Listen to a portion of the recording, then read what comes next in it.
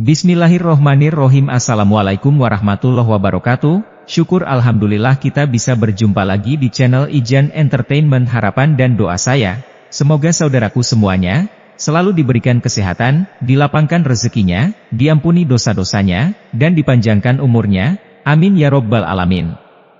Sahabat beriman yang dirahmati Allah, pada kesempatan kali ini, saya akan membahas mengenai dosa istri kepada suami. Lalu apa saja dosa istri kepada suami? Yang sering dilakukan tersebut, yang pertama, adalah tak bisa dipungkiri, seorang istri yang baik dan syolehah, adalah istri yang senantiasa taat pada suami, dalam keadaan dan kondisi apapun, dengan catatan, selama masih dalam kebaikan.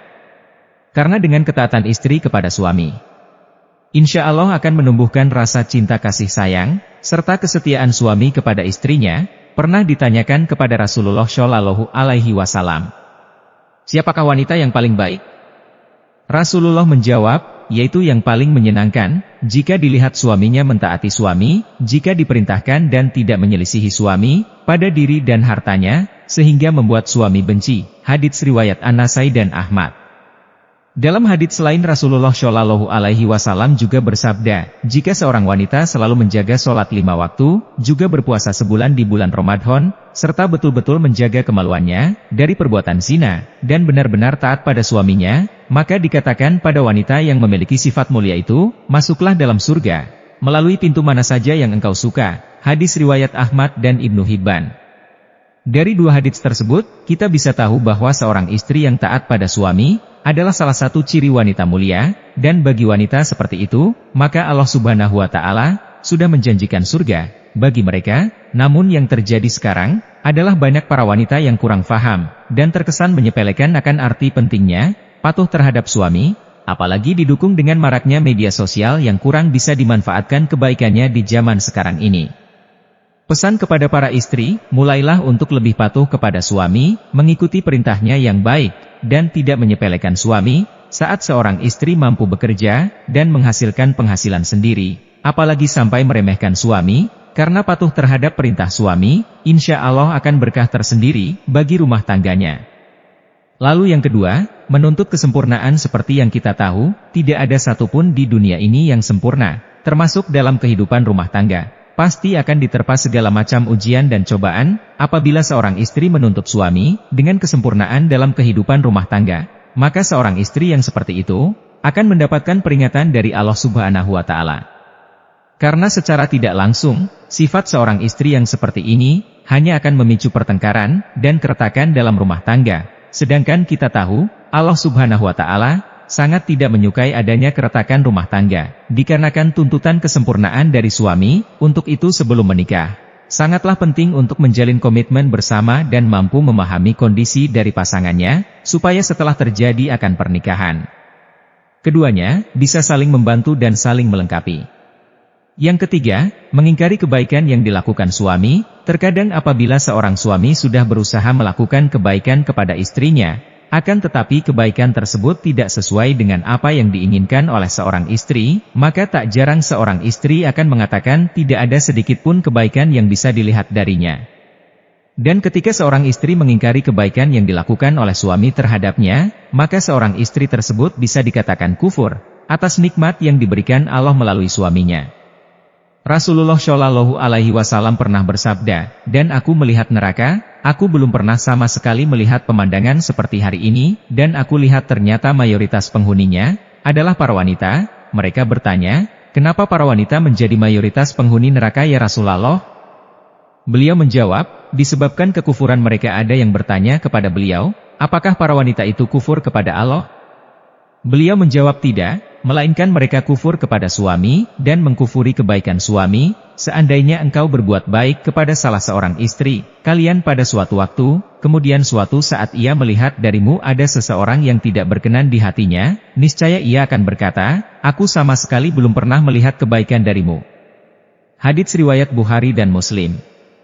Dari hadits tersebut, sudah jelas dikatakan bahwa mengingkari kebaikan yang dilakukan suami kepada istri, sama halnya menyeret diri dalam siksa api neraka. Untuk itu saran bagi para seorang istri, meski sekecil apapun kebaikan yang dilakukan oleh suami, hargailah, dan jangan sungkan untuk mengucapkan terima kasih kepada suami yang telah berusaha sekuat tenaganya untuk menyenangkan istri dan keluarganya. Keempat, tidak suka pada keluarga suami. Pernikahan tidak hanya bertujuan menyatukan dua manusia saja, akan tetapi pernikahan juga bertujuan menyatukan dua keluarga. Dan yang terjadi dalam masyarakat kita sekarang ini adalah ketika seorang istri sudah menikah, maka perhatiannya harus dicurahkan semua kepada istrinya. Sedangkan jika suami memperhatikan orang tuanya sedikit saja, dan istri tahu akan hal tersebut, maka yang terjadi adalah kecemburuan sosial. Lalu yang terjadi adalah seorang istri akan berupaya untuk menjauhkan suami dari keluarga. Jika ini yang terjadi, maka seorang istri sudah berdosa besar kepada suaminya. Saya berharap bagi wanita yang sudah menjadi istri, hendaknya juga menyambung silaturahmi yang baik dengan keluarga suami, supaya tercipta keharmonisan dalam kedua keluarga.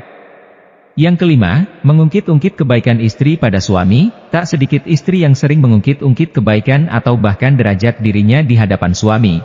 Hal ini bisa terjadi karena seorang istri menganggap sudah bisa menghidupi dirinya sendiri, meski tanpa diberikan nafkah oleh suami, sehingga yang terjadi adalah merendahkan kedudukan suami di mata istri.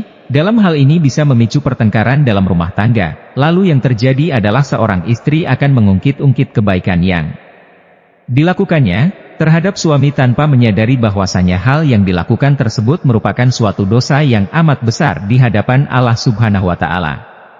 Bahkan Rasulullah Shallallahu Alaihi Wasallam pernah bersabda, ada 3 kelompok manusia di mana Allah tidak akan berbicara dan tak akan memandang mereka pada hari kiamat dan tidak masuk surga, dan untuk mereka azab yang pedih. Sahabat bertanya, siapakah mereka yang rugi itu wahai Rasulullah? Beliau menjawab, orang yang menjulurkan kain sarungnya ke bawah mata kaki, atau semisil orang yang suka mengungkit-ungkit kebaikannya, dan orang yang suka bersumpah palsu ketika menjual. Hadits riwayat Muslim. Yang keenam, cemburu yang berlebihan. Dalam rumah tangga rasa cemburu terkadang dibutuhkan sebagai bumbu untuk meningkatkan keharmonisan dalam keluarga, akan tetapi dalam batas yang wajar. Rasa cemburu seorang istri terhadap suaminya menurut syariat Islam adalah ketika suami melakukan kemaksiatan, mendolimi istri, mengurangi hak-hak istri dan lain sebagainya. Akan tetapi cemburu seorang istri akan menjadi bentuk kedurhakaan terhadap suami, manakala cemburu tersebut tidak memiliki dasar yang jelas berupa bukti atau kebenaran. Dari Muadz bin Jabal radhiyallahu anhu, Rasulullah Shallallahu Alaihi Wasallam pernah bersabda, jika seorang istri menyakiti suaminya di dunia, maka calon istrinya di akhirat dari kalangan bidadari akan berkata, hai, janganlah engkau menyakitinya, semoga Allah mencelakanmu, sebab ia hanya sementara berkumpul denganmu, sebentar lagi ia akan berpisah dan akan kembali kepada kami. Hadits riwayat Tirmidzi dan Ibnu Majah.